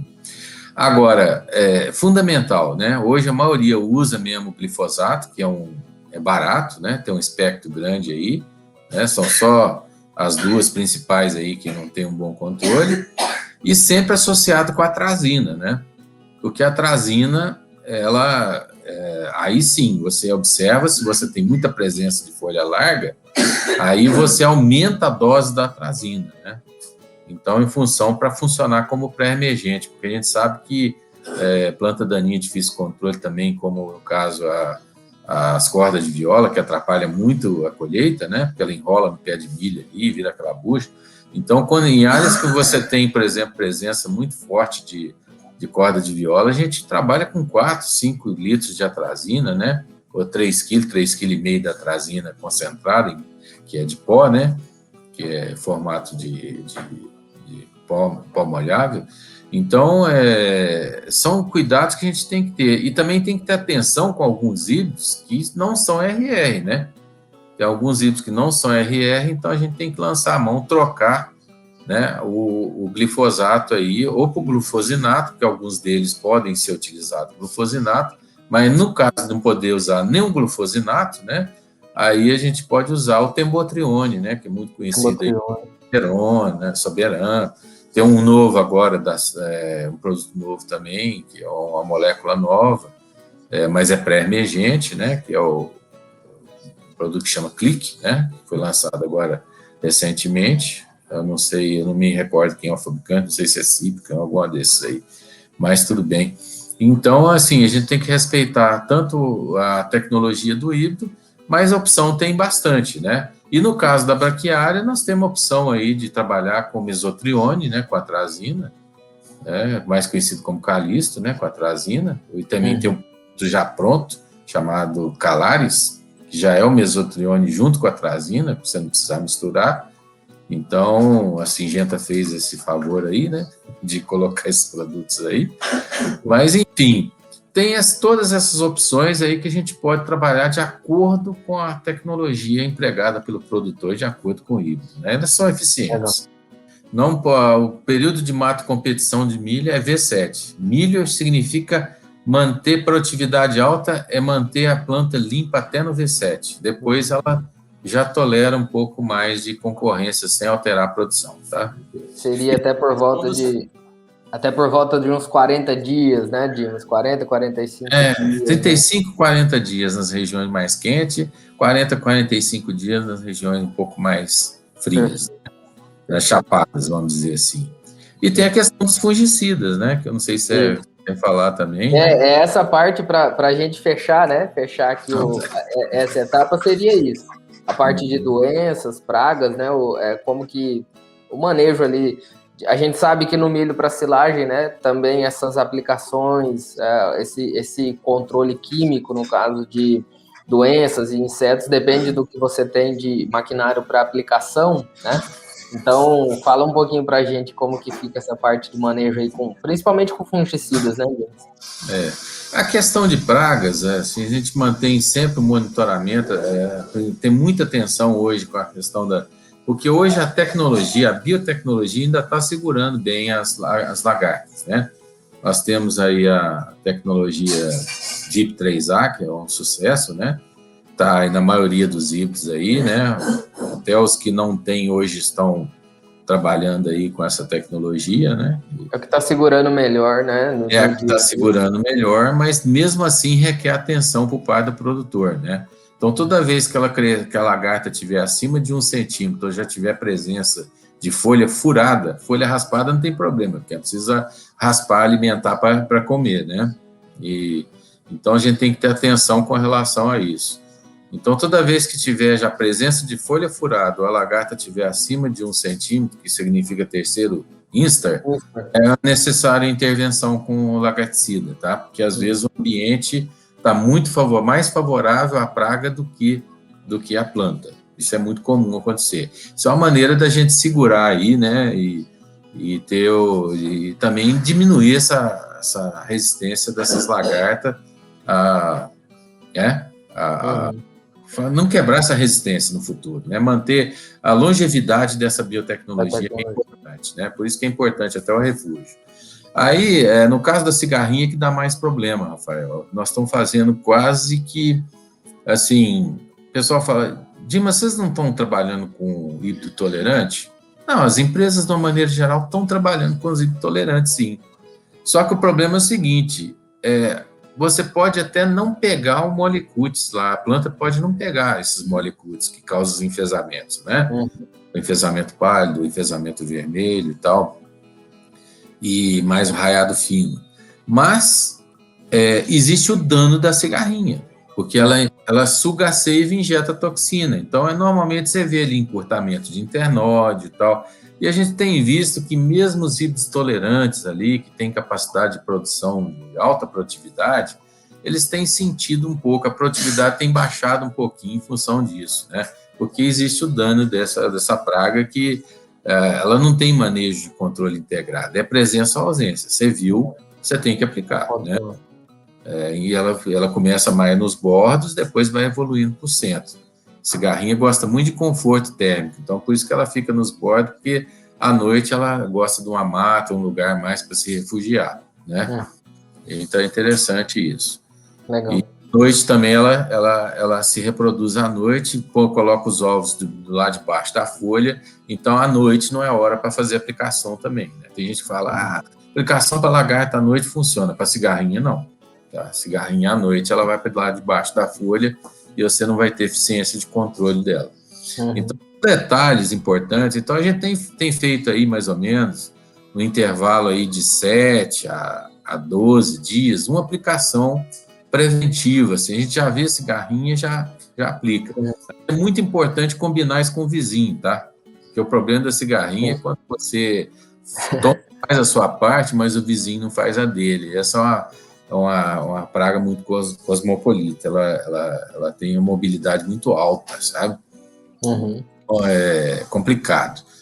Então, assim, a gente tem usado aí produtos sempre associados, produtos químicos, né? Nós temos usado aí acefato com imidacloprid, que tem sido muito eficiente, o acefato na maior concentração, né, que é o 960, não o acefato comum. Tem usado os neonicotinoides, né, principalmente na fase inicial, porque depois pode desencadear desequilíbrio com ácaro, e sempre associar depois, no final, com o biológico. O biológico é um fungo muito eficiente, são 2 fungos, né, na verdade é o Isária associado ao metarrísio. Então, esses 2 fungos tendem a estabelecer um equilíbrio, tende a diminuir o número de aplicações, então tem sido muito eficiente nesse aspecto. E eles se multiplicam no ambiente, principalmente se tiver bastante planta, bastante matéria orgânica, então é um negócio interessante. Tá? Então, a gente tem feito aí em torno de 3 a 5 aplicações, conforme a situação, né, para cigarrinha, para conter isso aí e manter a produtividade alta. Tá? Sim. Agora, lembrar que produto biológico não pode ir um fungicida, tá? Porque senão elimina o fungo, né? Não pode misturar, mas pode misturar com inseticida também. Outro inseticida muito bom também tem sido o metomil, né? Mais conhecido da turma aí, o Lanat, né? Tem sido muito eficiente também na dosagem um pouco mais alta, que também tem efeito lagarticida e também é um bom controle de cigarrinha, né? De dalgulos. Bom? Legal. Dimas, fungicida, a gente até por um tempo falava pouco, né, vamos dizer assim, de manejo com fungicida em áreas para silagem, mas a gente sabe que hoje, né, não só hoje, mas é evidente a importância, né, principalmente para manter sanidade de folhas, além do potencial produtivo, também manter sanidade de folhas, né, para você aproveitar melhor aquilo que produz. Como que tem sido feito o manejo? Aplicações preventivas, né? Geralmente a gente faz até o último momento que você consegue entrar na lavoura, né, Dimas? É mais ou menos essa a ideia? Porque os fungicidas por que fazer na última passada que você conseguir fazer no trator, né? Se você não tem equipamento automotriz e nem drone, hoje em dia o drone está sendo bastante usado até por pequenos produtores. Eu estou me delirando com essas tecnologias aí que já estão chegando nas propriedades, né? Então, assim, o fungicida, ele é mais do que ele é um produto hoje que faz parte da rotina de uma condução de uma lavoura. Porque tendo doença ou não, você tem vantagens. Tá? O fungicida, ele atua na fisiologia da planta, principalmente se ele tiver altas concentrações de estrobilurina. Então, nós temos um trabalho que eu queria compartilhar aqui na tela também, se for possível, né? Mostrando o que é o ganho de um fungicida, né? Tanto na produtividade quanto na qualidade da silagem, que eu acho interessante. Então, já passou a fazer parte da rotina. Primeiro que ele vai proteger o potencial, né? Porque a gente sabe aí, segundo citado aí pelo próprio professor Tiago Bernardes, né? As doenças e pragas podem reduzir aí até 5% a digestibilidade da fibra e até 2, 3% o amido, né? Trabalho lá do Tellers, lá que ele cita. Então, assim, proteger de doença e de praga é proteger a integridade, o potencial genético do híbrido. Só que o fungicida tem algo mais, aquela questão da estrobilurina que entra lá na planta, reduz a produção de etileno, a planta estica o ciclo, aumenta a janela de colheita. Que mais que ele faz? Que diminui a taxa de respiração da planta, né? Aumenta a taxa fotossintética. E a gente vê isso claramente, onde você, mesmo não tendo presença de doença, onde você aplica fungicida quanto uma que você não aplicou fungicida, aquela planta está mais verde. Inclusive, reflete, nesse trabalho mostrou reduções aí de 0,5% a 1% na matéria seca, quando você aplicou o fungicida, né? Sinal que a planta ficou mais verde. E houve um ganho considerável. Então, hoje o fungicida, ele para nós, ele está como se fosse uma rotina de algo que traz benefício mesmo, tendo doença ou não. Legal. Né? Vamos ver esse trabalho aí então, Dimas, na sua tela? Ah, sim. Esse trabalho foi publicado, né? Foi quando eu estava com o pessoal lá na KWS. Uhum. Então, esse é um trabalho que eu conduzi lá quando estava na KWS, né? Foi uma média de 2 anos. São 5 híbridos, né? Indicados para silagem do portfólio da empresa. Uma média de 2 anos em 2 locais. Então, nós fizemos em 2014, 2015, 2015, 2016. E foi feito em Patos de Minas, lá próximo da unidade, e Tupaciguara, que foi o pessoal da RF Agro, que é o Dinaldo Freitas, lá de Uberlândia, que conduziu para nós. E nós fizemos assim, simulando a situação de um produtor que não tem equipamento automotriz ou que não tem drone. Então, foi uma aplicação só feita em V8, com esse produto aqui, né, a Prosprima, que é picoxistrobina e ciproconazole. Esse produto é conhecido que tem essa estrobilurina aqui muito forte, né, picoxistrobina, tanto é que você aplica na soja, chega a atrapalhar a colheita, né, porque mantém o talo verde. Então, nós usamos a dose de bula, que é 400 ml por hectare, e olha os ganhos que nós tivemos, né? Comparado aí na média dos 2 anos com 2 locais, né? Quer dizer, são 4 situações. Teve um ano aí que praticamente não teve doença nenhuma e a resposta foi muito parecida. Então, nós tivemos aqui um aumento de 3,2 toneladas de massa verde por hectare a favor do milho aplicado fungicida versus sem fungicida.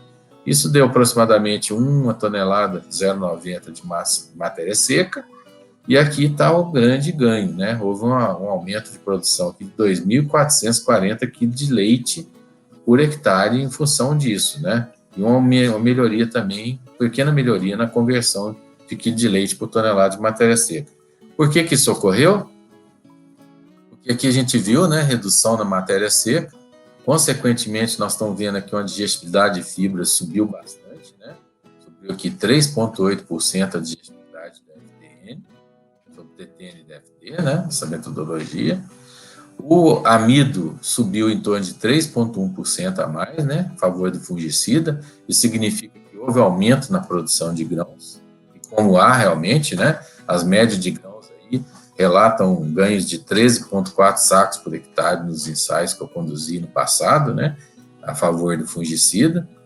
Houve uma redução no percentual de FDN, mostrando que a percentual de grãos aumentou em relação ao FDN, né? E praticamente proteína não houve muita mudança, mas houve um aumento de 1,5% no NDT. Então, se a gente pegasse aqui e fizesse uma simulação dentro dos programas, né, comparando essa silagem com fungicida e sem fungicida, então nós teríamos um ganho satisfatório de 1,2 kg de leite a mais por vaca dia, ou daria para economizar 700 gramas de fubá de milho por cabeça dia, né? E transportando isso para a carne, seria alguma coisa de incremento por volta de 120 gramas de carne por cabeça dia. Então, não dá para pensar mais em silagem sem fungicida, né? Primeiro, não só por garantir o potencial dela, mas pela melhoria que ela trouxe na bromatologia da silagem. Então, hoje é muito importante. Então, isso é que eu queria mostrar para vocês aí, que esse trabalho, inclusive, foi publicado, né? A gente chegou a publicar até no Billpoint, que, né, Rafael, que a gente pode compartilhar com vocês aí, né? Que foi um trabalho inédito na época. Muito legal, é muito legal, né? Como você frisou, né, Dimas? Além da proteção da planta, né, em si, do fungicida, né? Ainda trazer esses benefícios na qualidade da silagem é fantástico, né? São dados animadores, né? E reforçam, né? Para quem está no campo com o produtor, uma ferramenta a mais, né? De convencimento ou de demonstração da importância da aplicação de fungicidas, né, Dimas? Perfeito. Bom, então, isso. Passado isso aí, então, aí entregar para a colheita, né? Isso, aí a gente encerra, né, Dimas? Encerramos o nosso bate-papo, né? Tudo isso sendo observado, tudo isso sendo feito, a gente chega, né, no ponto de agora definir o ponto de colheita, né? A lavoura produtiva, tudo funcionando muito bem. Vem o ponto de colheita que é objeto do nosso próximo episódio aqui, que nós vamos falar um pouquinho justamente disso, né, de definição de ponto de colheita. Dimas, cara, foi fantástico, né, o tempo aqui voou, né, a gente falando aqui, batendo um papo desses aspectos, é muita coisa para falar, porque nós estamos falando de um ciclo, né, um ciclo de uma lavoura desde o planejamento, desde antes da semeadura, né, até a condução, então é bastante coisa realmente para discutir, mas é legal essa discussão dessa forma, né, porque fica numa linguagem mais acessível, né, para quem estiver nos assistindo ou estiver nos ouvindo. Então, eu agradeço muito a sua presença aqui conosco, parabéns pelo trabalho, né, parabéns pela clareza nessas informações. Para a gente para mim foi um prazer, eu tenho certeza para quem vai nos ouvir, nos assistir também. Muito obrigado mesmo, viu, Dimas, por participar aqui com a gente. Eu que agradeço, Rafael, a oportunidade, né, de estar aí à disposição de vocês, né? A gente sempre fala, a gente escuta muito o que o meio científico e de nutrição fala, né? Porque o que a gente faz lá no campo, a gente tem que, no final das contas, render mais leite ou mais carne por hectare, que isso que interessa, né? Sim. Então, a gente hoje, as empresas de semente, no geral, têm essa preocupação, eu me dou ao luxo de falar pelas empresas de semente, porque eu vejo que o objetivo é o mesmo, né? Hoje em dia, a gente não quer só entregar um milho que dê qualidade, não. A gente quer entregar uma boa assistência técnica, a gente quer somar no resultado da fazenda, né? Até para justificar todo esse investimento que é feito, porque fica caro, não fica barato não, viu, Rafael? Para vocês terem ideia, só de análise, esse ano nós pagamos R$250 mil em análise bromatológica para fazer a seleção desses híbridos aí, né?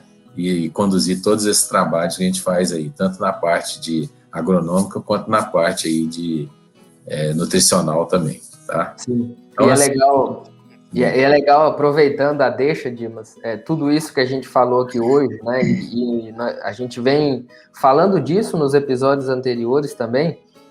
A importância do acompanhamento técnico, né, Dimas? O produtor valorizar empresas que deem um acompanhamento técnico, que possam estar ali quando o produtor, precisar, e que tragam, né? E que tragam informações.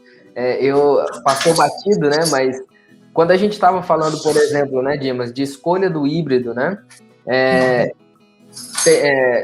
Optar por empresas que tenham essas informações, né? Porque se a empresa não tiver essas informações, por exemplo, sobre o potencial desse híbrido para silagem, isso já pode ser um indicativo de que talvez essa empresa não trabalhe, né?